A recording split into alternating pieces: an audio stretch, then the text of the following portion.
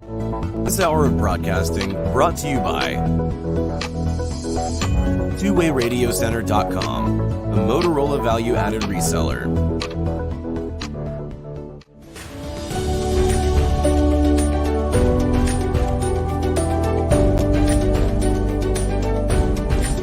Welcome to the Church Safety and Security broadcast with the Church Safety Guys. Brought to you by Vigilant Impact. The Church Safety Guys is a nonprofit organization dedicated to equipping the vigilant, those men and women who stand watch, keeping our houses of worship and places of faith safe. We believe church safety and security must be a ministry first and have engaged, servant leaders who continually strive for excellence and teams of motivated volunteers that are always training. Join us for the next hour as the Church Safety Guys unpack safety, security, leadership, and ministry operations with your hosts, Dr. James McGarvey and Mike Scully. This broadcast is also available on YouTube, your favorite podcast platforms, churchsafetyguys.com, and on the original Church Security app. Download it today. Feel free to like, subscribe, and share with your ministry.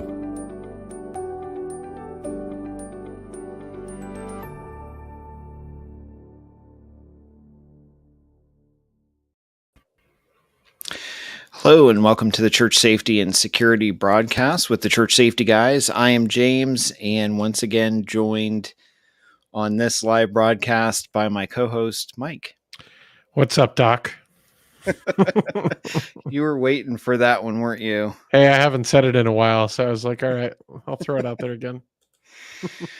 Well, it feels like a long time, and Yep. I will offer an explanation. It feels like a long time because it's been a couple of weeks since we were on, and we were actually going to do a live broadcast last week because we do it every Sunday night. And for those of you that are interested in catching up on our last episodes, you're welcome to download the Church Security app. Those are uploaded on that. And you can also listen to them wherever you listen to podcasts. So Apple, iHeartMedia, Amazon, etc. But last Sunday, drum roll, no, that's not necessary. But it was kind of interesting because I actually was informed that, and it's still an ongoing thing. So I'm not going to get into too many details, but I was informed that the pastor at my church kind of had some significant threats against him and his family. And so, interestingly, the world of church safety and security is very small. And Yep. so I reached out to an individual that has followed our ministry for years in another state. And that individual was able to significantly help and actually knew law enforcement in the same community where this person threatening lived. Good So connection right there. that was a providential thing, but without getting into too much details, we're still trying to figure out how serious it was and that sort of thing. But for our broadcast, unfortunately, it was one of those things where, we really I got tied up with that. And so at that point I was like, you know what, there's no way that I can give time to this and do what I need to do and do the broadcast. So usually on our end, and one of these days we'll set up a behind the scenes look at what happens on our normal Sunday. Maybe.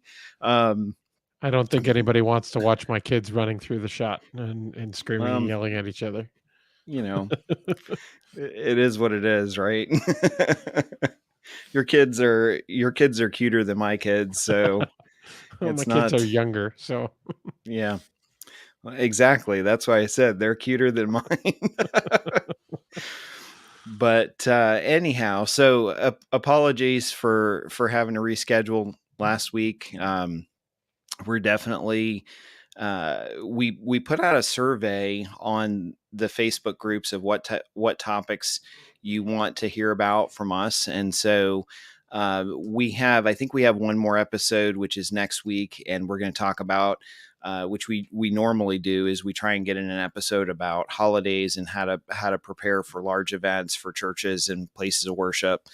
And then at that point, I think we're actually going to take the rest of the year off, and so we can spend some time with our families, and then we're going to come back in January, I believe, officially.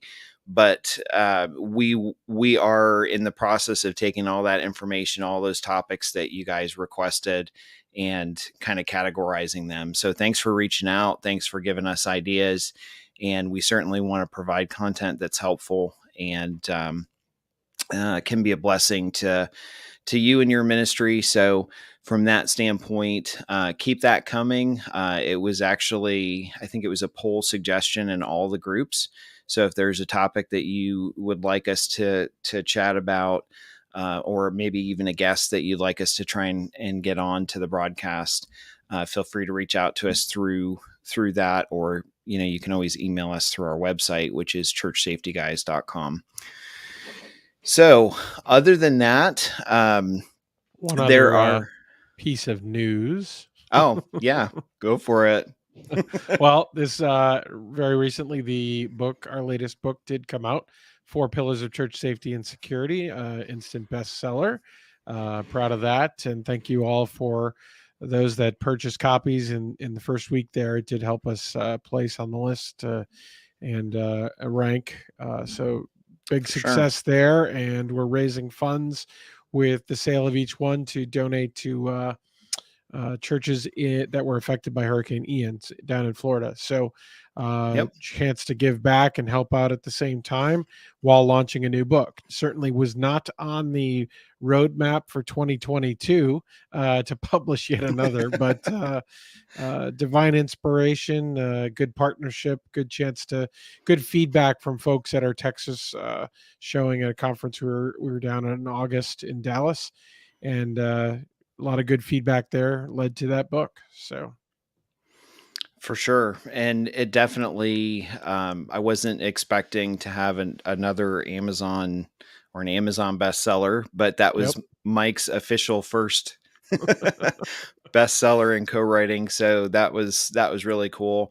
And we do have a companion devotional that's coming out, and we're looking forward to that. It's in the final stages right now of editing, and we're trying to get that together. So definitely think that will be of benefit. So we're trying to kind of use this time as well to catch up and organize 2023. It seems weird to say that, but it's coming up already. But the one comment on the book I'll throw out there as well is what's really great is the feedback that we're getting is reaching pastors, executive pastors, oversight pastors, associate pastors, and how they're seeing it for broader than just safety and security. Obviously, we write with that lens because that's the ministry that we've served so long in. But at the same point, many of the principles that we bring forward in our books apply to other ministries as well. And that's resonating. That message is hitting. And we've had a few different lead pastors, executive pastors provide their feedback already as to what's going on in that book and how it could help their teams. So very exciting. Yeah. And that's, we try to, before we publish something, we always try to send it out to a bunch of different people, get reviews, get feedback, and that sort of thing. And all of the feedback that we've received has been extremely positive, which is great. We appreciate that. And it definitely fills a need. So that's always a plus as well. So we're happy to be able to do that. And like Mike said earlier, every copy through the month of November that we sell, we're going to go back and donate a portion of those sales to a church. Actually, there's several churches tied into it, but there's a church in Florida that was really impacted by Hurricane Ian. and they're doing some great work in the community. So we're partnering with them to provide some financial support for that. And so I think right now we're up to, I want to say about 150 in donations. So it doesn't seem like a lot, but every little bit helps, for those folks, because they're still dealing with stuff. And for the church, that helps them provide food and different things for that community. So good stuff. And also, as always, the ticket sales are live for our conference next year, 2023. It'll be in O'Fallon, Missouri, outside of St. Louis. And you can visit churchsafetyconference.com and get your ticket. Fantastic deal. We've partnered with a few great organizations and a church out there. So it's, I believe it's $59 a person, and that includes lunch for the day. So a great deal. And then, honestly, we've got a whole fantastic lineup of speakers. Part of the sale of the tickets actually supports the chaplain organization for the O'Fallon Police Department.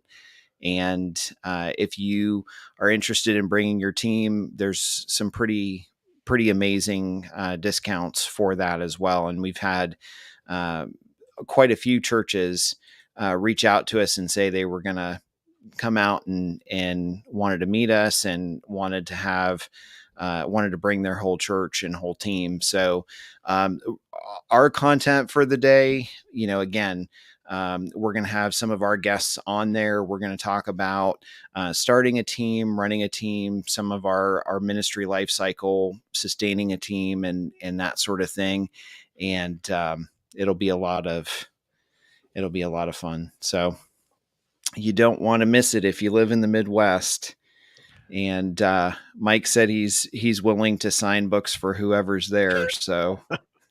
It still drives me crazy. I shouldn't say crazy. Crazy is the wrong word. It still surprises me every time.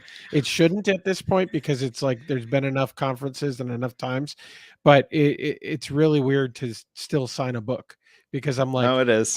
I mean, rewind a couple of years. I'm like, I didn't think I'd have one book, let alone what, 1, 2, 3, 4, I think 5 now. So something like that. Yeah, it's pretty crazy. Something like that. But yeah, it is crazy. So anyhow, we'll jump into the topic for this broadcast. So our guest is Terry Vaughn, and Terry, I'm just going to read his background real quick and then we'll bring him in. So Terry is a body language speaker, leader, speaker, author, and former British Royal Marines Commando. And he's created several fantastic workshops instructing people on body language, and also has published a book. And last but not least was a competitor on History Channel's Top Shot, so on season 4. So I'll bring him in. So again, sir, welcome. Thanks for joining us tonight. I appreciate you inviting me on. Hello, Mike. So we'll just jump right into it. So if you could, for our listeners that maybe don't know who you are or don't recognize your name, how did you get into the topic of body language? Because to go from the military to Top Shot to now an expert in body language, some might not draw that connection. Yeah, where's the intersecting line? Well, sure. The journey into body language kind of happened by accident, as good things often do sometimes. I taught combatives for about 15 years. So Muay Thai, kickboxing, edge weapons, tactical firearms. So after getting out of the military, I taught people how to fight. But a part of the curriculum always involved how not to fight, because let's face it, that's the only fight you can guarantee winning. So I always try to encourage people, regardless of how much of a badass they are, to, hey, use your head. If you can get out of there, do that, because there's a lot less paperwork involved. But that's where the Sure. curriculum began. And then I reached a certain age where getting punched in the face for Muay Thai gets really old. So I decided maybe there's another way. And actually, I had a company reached out and said they wanted to do something with their employees, maybe a little different. And could I come in and present on something? And I thought, oh, but what about safety? How about personal safety for your employees? And that's where it ultimately began. Awesome. That's quite the, yeah, I think I would get tired of at some point. We just don't bounce the way we used to when we were young. Yes. Back when you're in your This is 20s true. and you get punched and beaten up, you're like, okay, yeah, I can take it. This is pretty good. It's in the 40s. You're like, you know what, actually. Well, it's funny you say that, because I know I think back to Mike and I did a class a couple of years. Well, now it's a couple of years ago. Yeah.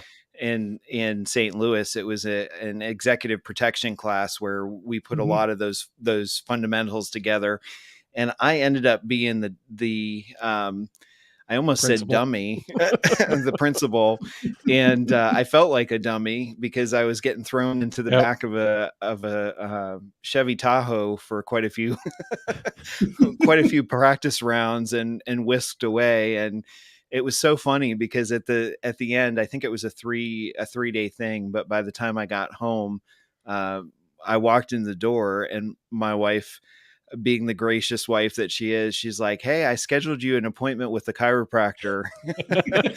And I was like, "Wow, thank you so much." And she's like, "I figured you would kind of be sore after 3 days in the middle of, nowhere, being not just sore, I mean, mentally exhausting. It was intense level of training. And I think it was good to be able to kind of join in and take it. We've obviously all trained separately, but to be able to do the same training, that was kind of a good opportunity. But yeah, it was the mental preparation going through the class, because the final of it was a kind of a live real world scenario. Now it wasn't real, as in we weren't actually protecting a real principal, but we had a scenario and we had real attackers try to intercept.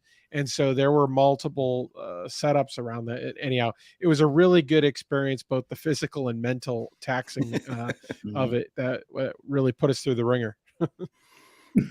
For sure. Yeah, and that's the thing, is that you're keeping you training as realistic as possible is advantageous, because I don't think any of us really know, well, how are we going to do? We can imagine ourselves performing brilliantly, but until we're put under pressure, we're not going to know. And that was one of the things I stressed with the people I was training. I mean, look, this is fun, and yeah, we'll get in shape and it'll be a good time, but every once in a while I'm going to punch you in the face and we're going to see how you deal with it. And that was, male and female clients. And then initially, it was funny because some of the women, when I say I punch them in the face very nicely, of course, the women look somewhat surprised and they get really mad about it. But after a time, if they didn't have that interaction and that sparring, the real putting some pressure on them, they'd start coming back with it. It's been a few weeks or a couple of months since you punched me in the face. I'm ready to go there. Like, let's do this. And fantastic. Hey. Because they knew that they were, shaping and getting better and learning the things they needed to do and be able to do them under pressure. Indeed. Real world versus what the book says, so to speak. Yes. I mean, you can read about it all day long. You can tabletop it all day long, but until you're literally under that stress situation, even if it's with role players, I think that's a big one too. I work with our local police department, and sometimes we're bringing in role players to actually stress test us in scenarios and patrol procedures and other sorts of pieces. And I'm not an officer, but we're put out there in situations that can certainly put us at risk. So we're tested the same way that the officers are. For sure. So let's just jump into it. Mastering body language. We have about 30 minutes. So no, I'm just pack it in. No kidding. I'm just laughing. I'm chuckling because of what you said before we went on air, which was that you're always trying to cram everything into that, but into such a short time period. So we may have to have you come back for another broadcast, part 2. But so a lot of times our folks are individuals that are either on like a hospitality team, a security team, or typically, they're standing by the door, they're greeting, they're looking for different things that might pose a risk for places of worship, churches, that sort of thing.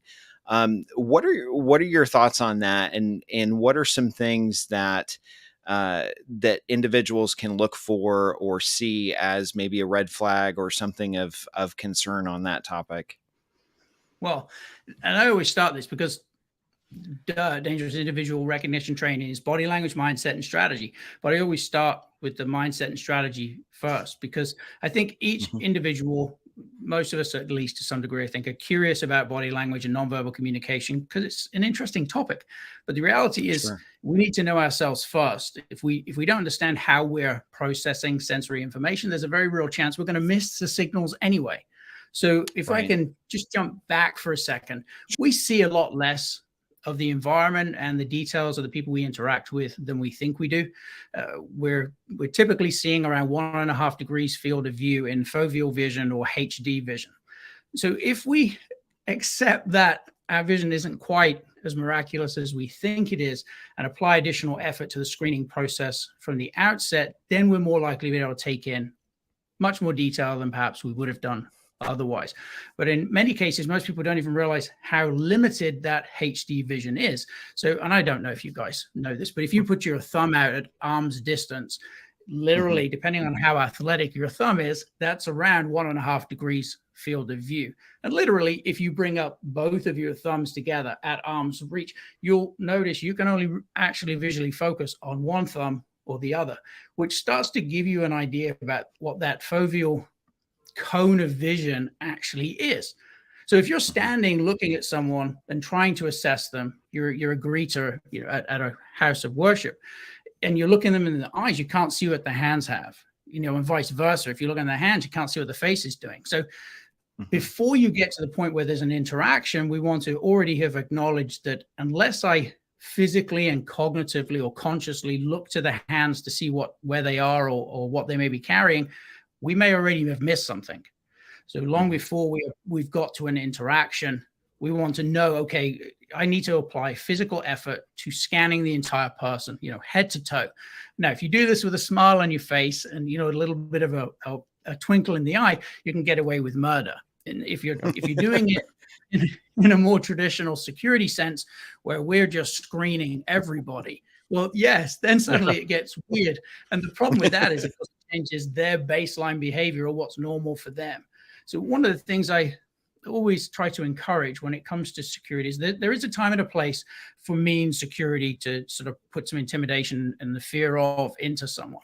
But we do much better overall if we approach our interactions with a nice friendly smile and leverage something called isopraxism or limbic synchrony, and it's mirroring. So if you smile at someone as they're approaching the door, you've already done a quick scan of the hands and you've taken in the hands are empty and they look at this point fairly normal, and you smile at them, it's very likely that unless there is some level of emotional duress, that they're under some stress, some pre-plan that's gone into them doing something nefarious, that instantaneous mirroring will occur and the smile will occur. And from that, we can baseline how natural the smile evolves. Because whenever we experience an emotion, there's often a chemical that goes along with that felt emotion, which means each emotional display has a shelf life. We instinctively know that if somebody smiles at us and then the smile goes, likelihood it was never real in the first place. We get an instantaneous read that it feels fake. Well, the reason it's fake is because the chemicals that produce the emotion were never really there. So somebody has manifested strategically an expression that they're not really feeling. So one of the first things to do is to be as friendly as you can be while still assessing. It takes the edge off the stare, but also look for the timing of reciprocal expressions or the mirroring expressions that you're likely to experience when you smile at an individual as they approach you. What is the quality of their smile back? Do you see the little crinkles at the corners of the eyes, a Duchenne smile? Does it fade under natural steam, or is it somewhat forced or contrived? What we're ultimately looking for at every interaction are behaviors that are either above or below baseline, more than expected or less than expected. And that includes timing, duration, enthusiasm, all of the components that make up what under normal circumstances would be a normal interaction. You can see how this 7 hours, right? Right. It's like, okay, I'm loving this. I'm sitting there thinking, all right, people out there are probably feverishly writing notes down and can't keep up because this is good stuff. That's great. Well, it is good stuff. And it's interesting that, I've thought about the process, but I've never thought about how much percentage wise an individual can actually miss by not doing what you just suggested. And so, because to me, and I've spent a little bit of time reading books on the topic and trying to apply that, those principles and that sort of thing. And so oftentimes when I'm training folks that I do that sort of thing with, I'll say, you look at the hands, you look at the face, and identify that as much as possible, but not knowing what I don't know, missing things like that. That's that's important. And that combined with, adding that hospitable interaction of smiling and being genuine. I guess it just kind of emphasizes how important it is to be genuine in that type of situation and not be fake, because if you're being fake, then that can be easily noticed. So, well, it goes right back into, oops, sorry, go ahead, Terry. No, go ahead. Well, I was going to tie it back to James and I have both had retail management years ago in our career and so forth. So if you just think of a loss prevention strategy mirrors that or behaves that way right off the bat, is you're constantly greeting or welcoming a person into a store, because you're trying to, one, they need to acknowledge that I see you. We know you've walked in this store. You're trying to gauge whether or not that person is on a mission. Are they here for the wrong reason, or do they need help? And you're trying to be helpful at the same time, but you're putting them on notice that they're seen. So it translates in the same way. We're not necessarily doing that in a church, because we're not saying, hey, we're scrutinizing, are you here to steal something? But more in a, hey, greeter sense in the same way. But yes, I love the mirroring. I've definitely seen the behavior, and why I teach the guys to not stand there with their arms crossed, because you're creating a cold and closed off appearance right from the beginning. And you want their guard to come down. You want them to engage and be friendly, to smile. Great point there, Terry, is to really assess and understand, okay, are all their screws there, or are there a few loose, or is there some other thing at play here? Exactly.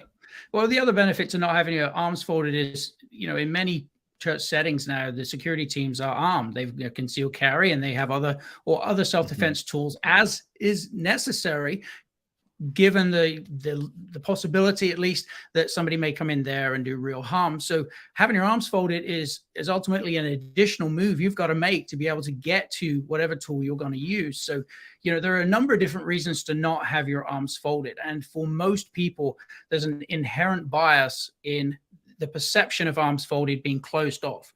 And in some cases it is. Now, there are some cases where that's just normal behavior. Somebody's comfortable with their arms folded. What we want to do is to lean in as much as possible to the positive attributes and behaviors that welcome people in, because at the end of the day, that's what we're trying to do.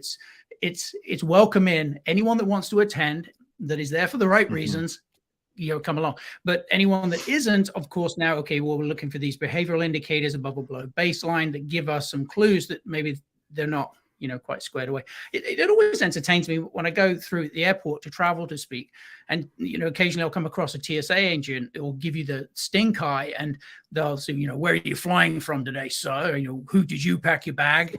And invariably I draw a complete blank. I'm like, I don't know where I'm going now, because you are scaring me. Why can't you just smile? Give me one, because a genuine smile in return tells you a lot about the emotional state of the individual. Now, do we need to be able to recognize a genuine smile beyond mere timing?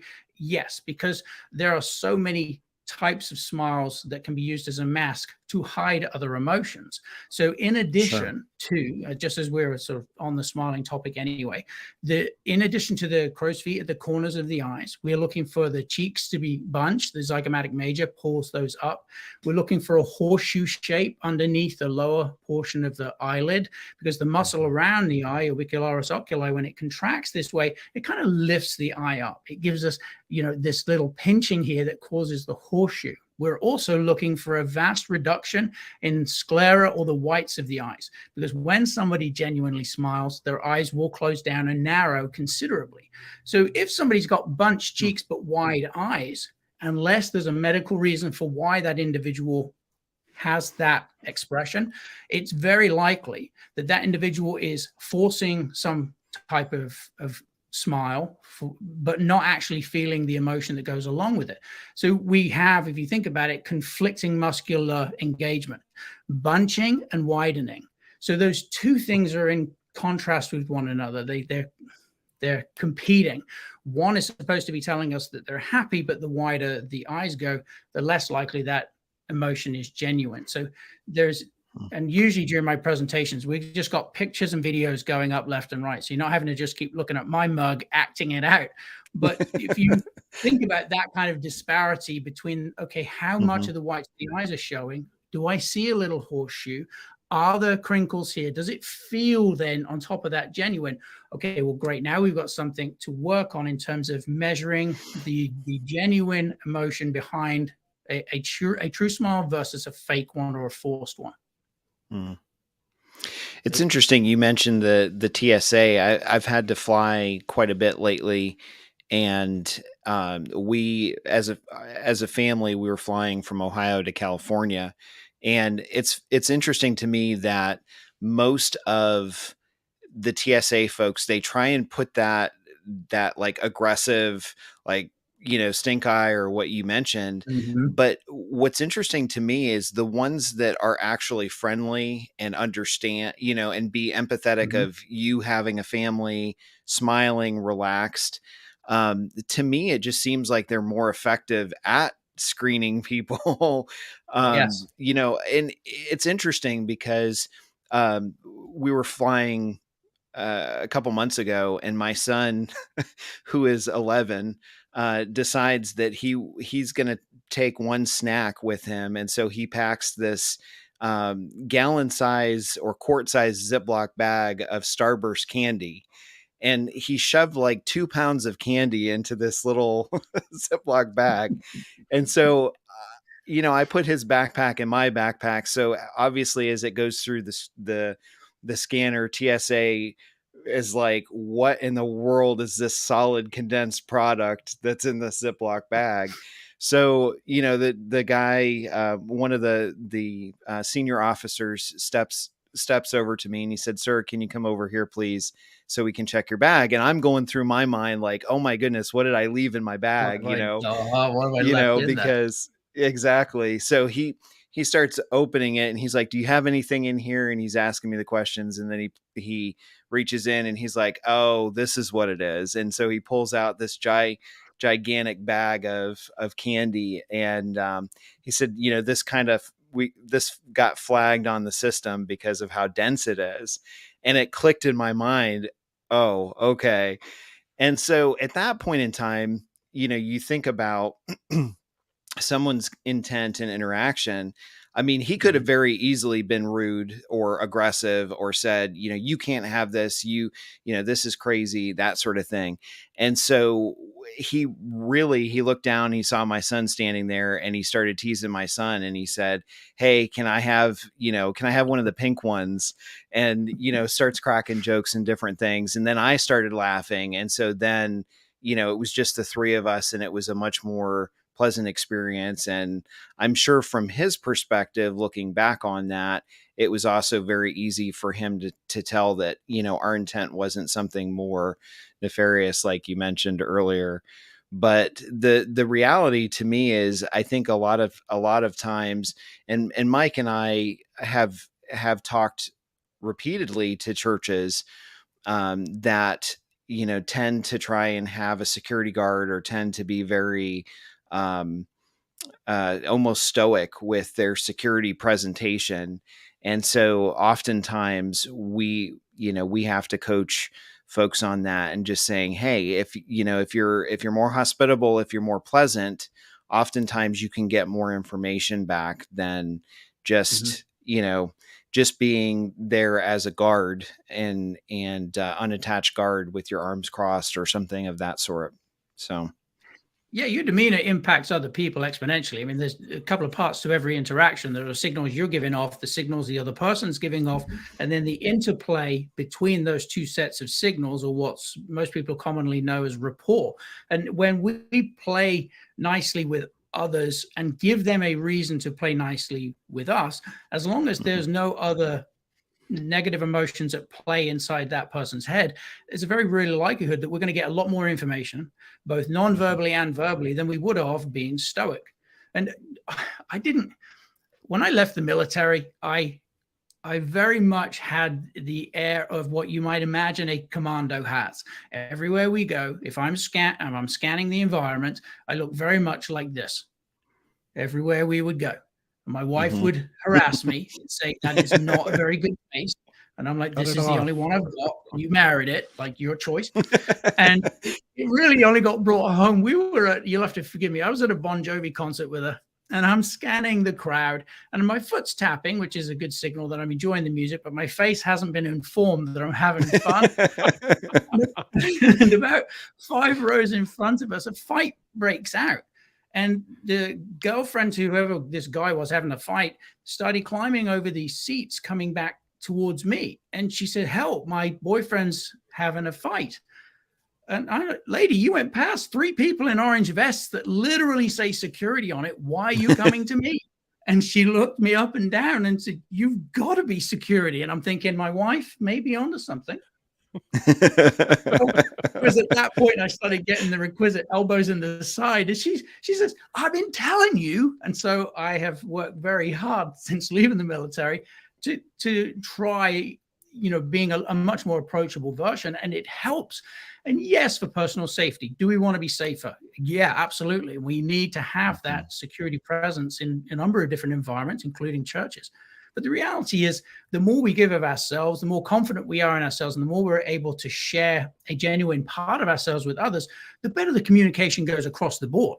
So yes, it helps with security, but it impacts a variety of different facets of our life, professionally and personally. So if you are confident and you can show that in a relaxed way, you will learn oodles more than you will trying to be stoic and some sort of a hard ass, when really the goal here is to make people feel welcome, to relax, so that you can identify the people who are not relaxed. Right. That's the goal. Absolutely. And we say even add empathy into it too. Is we were talking about the TSA. If the TSA agent can actually empathize to the point where they understand how stressful it is to bring kids through an airport. So you're already stressed traveling as it is. So put yourself in the shoes of the parents. Maybe they're not necessarily trying to do something or break the law or get something through security. They're just stressed because they're trying to get kids through an airport. In the same way, think about it from a standpoint of getting your kids into church.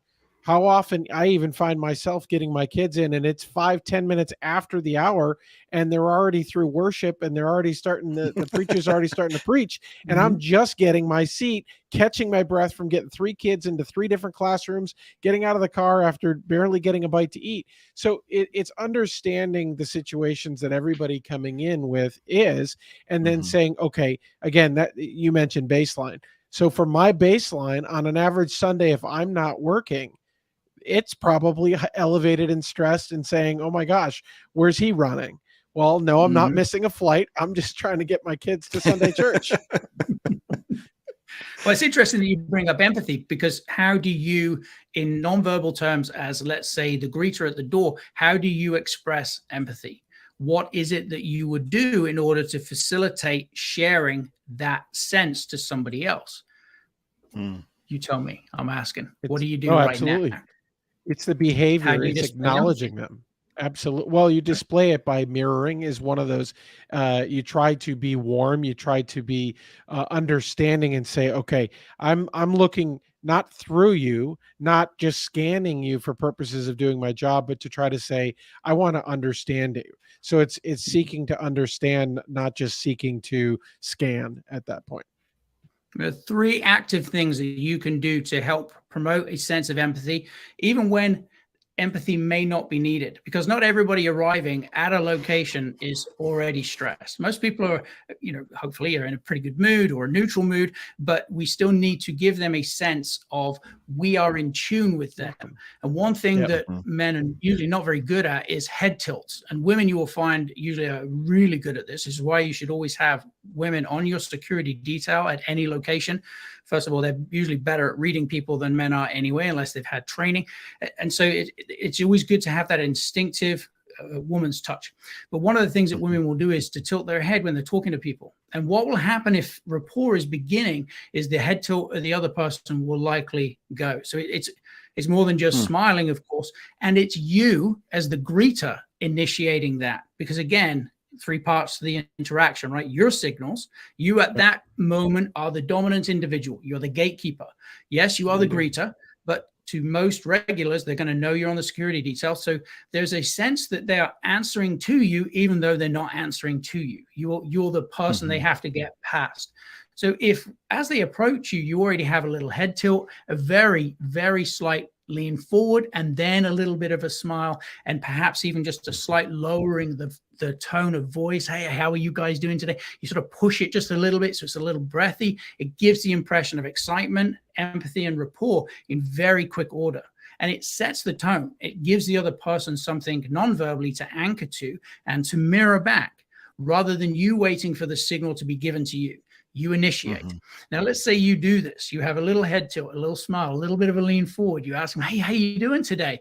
They stay rigid. There's very little expression. I'm fine. I'm doing good. That is an immediate disconnect, and immediately at least one minor, possibly major red flag that behaviorally they're not matching you. So now we can engage in further conversation. So I was sort of jump back there a little bit because James had asked, talking about red flags. This is one way to utilize mirroring and limbic synchrony in a strategic way that doesn't give any impression that you're there to be a doorkeeper. I'm stopping people from coming in. You're a greeter.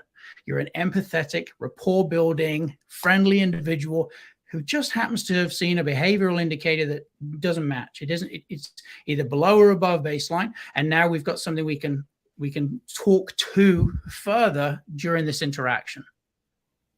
That's for great. sure. Going back to the Bon Jovi concert real quick. So one of the things that I used to do at my church was, between services, I would do a quick sweep of our sanctuary or where people congregate, and look at people, watching them as they come in, their mannerisms, body language, watch if they have backpacks, that sort of thing. And I always tell this story, but what's interesting to me is kind of like what you said, my face wouldn't necessarily catch up with my thought process that everything's okay. And so what I realized was that after several of the leaders came to me and they said, is something wrong? Because you're standing there and you have this like scowl on your face. And I'm like, no, everything's fine. And they're like, well, you have a scowl on your face and you're walking up and down the aisles, like shaking hands with people, but you have a scowl on your face. And so that, for me, it was a challenge, but it made me realize, oh, wait a second, I do need to be intentional about being more relaxed and more energetic and interactive with not a fake smile, but, with that presentation, because other individuals that know my position in the church as far as being head of security and that sort of thing, were taking that as a signal that something was wrong. And in fact, something wasn't wrong. It was me doing what I do normally, but at the same time, just that interaction. And I appreciate people mentioning it to me, because, that allowed me to adjust it and realize, okay, when I'm in deep thought, apparently my face looks like I'm, mad at people or something instead of being hospitable. But well, I'm introspective enough and an introvert enough to know that a good portion of that type of facade is born of the fear that we're going to miss something. And of course, the two things go hand in hand. There's the fear of missing something, but there's also a little bit of fear of the unknown. If we don't know where the threat might materialize, we feel as if we got to watch everything and at the same time. And that fear often acts as a dampener to any type of positive emotion, because if something bad kicks off, your mindset is, oh, I got to deal, I got to save lives, I've got to do this, I got to do it quickly. But the reality is, until we get to the point where something actually kicks off, we can screen people just as effectively if we know what we're looking for and when to look for it, with a smile on our face, as we can with the scowl. It just takes a little bit of effort to acknowledge, okay, why am I feeling the need to be here? And how do I change that? Well, the reality is, statistically speaking, it's possible, but not probable that something bad is going to happen. So why am I putting on a facade that is there for the 1% that something bad may transpire, when 99% of the time everything's fine? You have to, of course, be on guard, ready to go. You've got your plan. Everybody is on the same page, but your behavior is impacted by a lot of those different emotions. So if you are able to self-assess and realize, okay, well, why am I feeling like that this is the place for me to be, when this is a much better and much easier one for everybody else to deal with, then you can make some adjustments. I feel like you can fine tune a little easier, but it does take some introspection to figure out why you were there in the first place. That's an excellent point, because honestly, we deal with that all the time, of individuals that it's like, okay, it's, and maybe part of this is the topic, maybe part of it's the media, I'm not really sure, but oftentimes when the idea of church security or place of worship security is presented, we regularly see the idea of active shooter that comes, that comes across as oftentimes like the number one priority, when in fact this statistics show with the FBI and law enforcement that it's a very minuscule amount. Right. And we can instruct folks on handling awkward situations or potentially dangerous situations with investing time in de-escalation and understanding, body language and mental health and all of those extra components that oftentimes get overlooked, because the big flashy thing is active shooter, and so we've said that before. It's not like that's not an important thing to train or to be prepared for, but oftentimes when you de-escalate, or when you're interacting with someone and you're trying to de-escalate the situation, your body language is extremely important.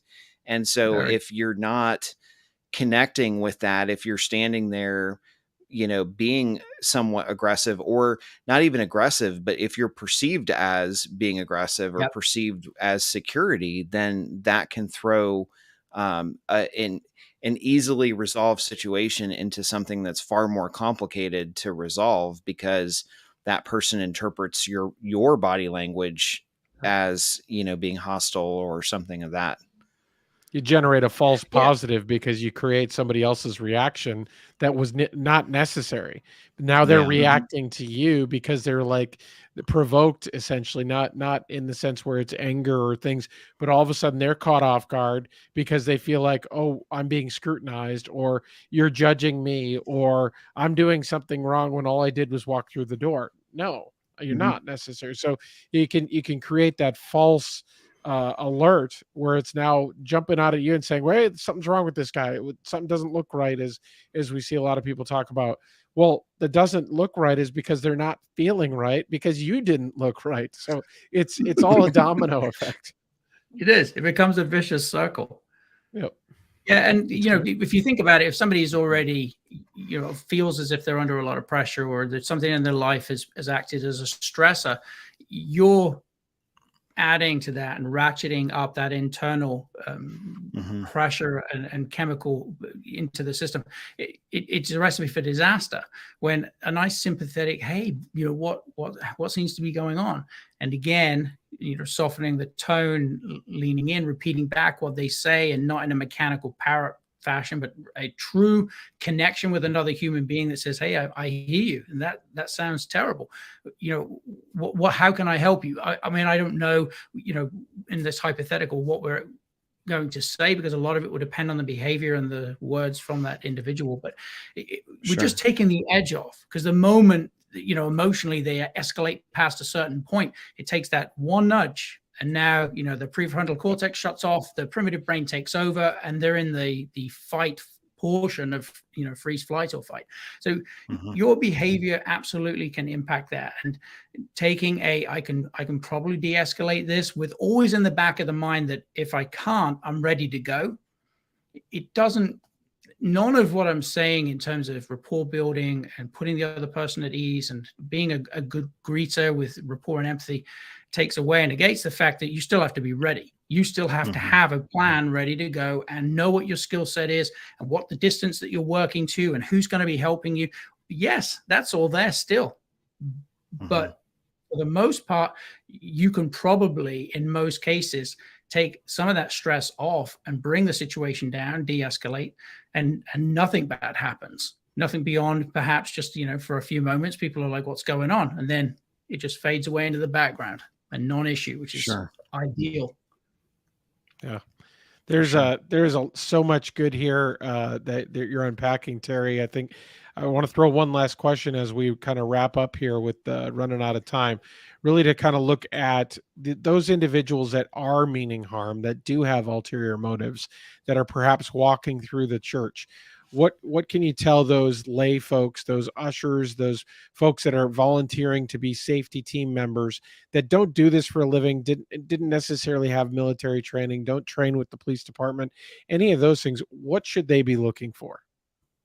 First thing is a mechanical or wooden nature to the movements. When someone's in predatory mode, just as we do when we genuinely are out hunting for our, that white-tailed deer, there's a limitation or a restriction in movement that often occurs when we're in predatory mode. Now, it can be to attract less attention. So the upper body isn't as mobile. It just looks a little bit wooden.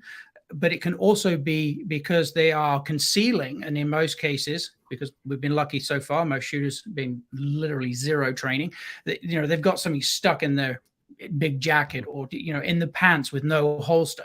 So there can be a limitation and a wooden element to how they move, because they don't want that weapon, whatever it is, to move, shift, and relocate when they're not, before they're ready to draw it. So we're looking for a restriction or a limitation in movement, and also a restriction and limitation in head movement. The eyes may lock off. Now, with suicide bombers, for instance, they tend to get transfixed. They visually focus on a point in space ahead of them, and they move to it, and they seem oblivious to everything else that's going on. And active shooters sometimes can reveal the same types of fixed vision behavior. But you'll often see someone that's got this wooden type movement. The head isn't moving a great deal, but the eyes are still going as they start either picking out targets or trying to identify the people that are going to stop them. So, you got this, you end up with, if you think in layman's terms, shifty eyes. The head is not moving too much. The upper body's a little wooden. The arms are not swinging the way you might expect. There just seems to be an element that's a little off. That, in conjunction with fixed vision and or shifty eyes, could be an indicator that individual has experienced some sort of break and is heading towards getting ready to start on some sort of an attack. Very good.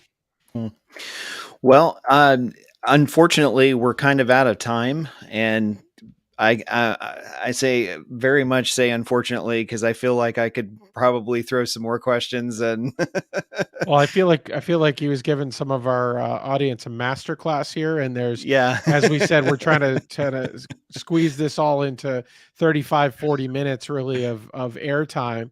And there's a lot there to unpack. We say that a lot. And I think the good thing we try to do with the show is really try to introduce people to concepts. It's not going to drain everything. It's not something that's going to take the place of a class. Hopefully it piques enough interest to say, hey, I want to know more about that. So Terry, tell more about. I know Jim's mentioned that you're published as well. So do you want to talk about your book and where folks can pick that up? The book is Not With My Daughter, a dad's guide to screening dates and boyfriends. So, I think I need a copy of that. You first, James. Mine's still too young. I experienced a great deal of panic as my girls started to get to that age where boyfriends were a possibility. And I went all in. I'm like, all right, I'm going to share it all. But that's the book. As far as the speaking goes, all of the body language is now online as a course. The mindset and strategy portion is still coming, but you can find me either for presentations or for the course at tvempowers.com. Awesom.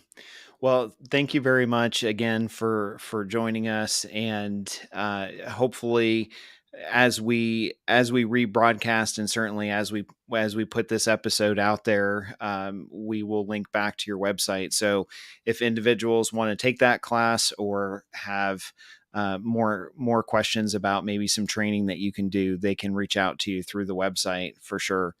And that'd be great. Like I said, Thank you. I definitely appreciate your being willing to work with us and come on tonight. It's been great having you on.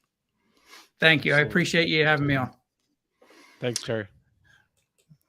All right. So just to wrap up the broadcast real quick, as always, you can reach out to us through our website, which is churchsafetyguys.com, and feel free to reach out to us if we can help you in your place of worship or church ministry. And also, you can download our free church security app. There's some great resources on there, and that can be reached or downloaded on the Apple Store as well as the Google Play Store.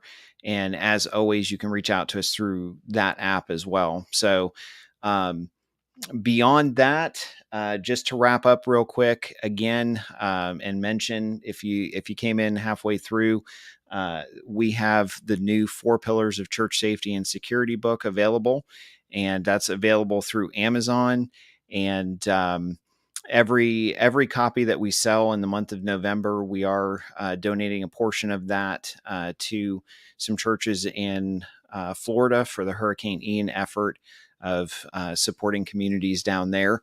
And so we appreciate those of you that have purchased that and have helped us with that. And that's still out there. And hopefully within the next couple of weeks, we'll have the companion devotional out as well. So good stuff. But as always, you can visit our website for events coming up, for different conferences that we're doing or co-sponsoring or helping with. And our national conference is actually in March in St. Louis, and you can purchase tickets through our website, which is churchsafetyconference.com. And feel free to reach out to us, and we've got some great speakers lined up. Mike and I are going to be there. John Riley with General Response is going to be there, talking about de-escalation. And then we'll have Dwayne Harris with Full Armor Church and a few other folks. So it'll be a great day, very reasonably priced, specifically to help churches out.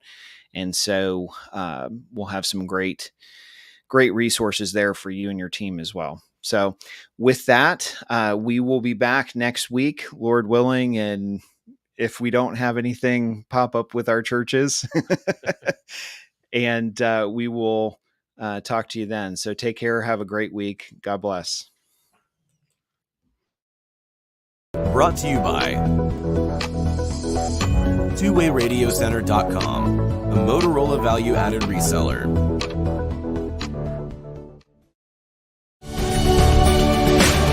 Thank you for joining the Church Safety Guys broadcast, brought to you by Vigilant Impact. We hope that you found it informative, and we appreciate your feedback and interaction.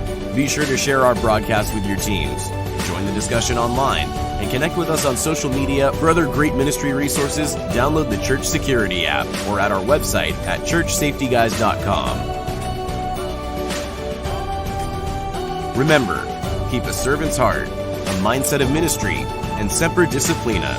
Always be training. Have a blessed week.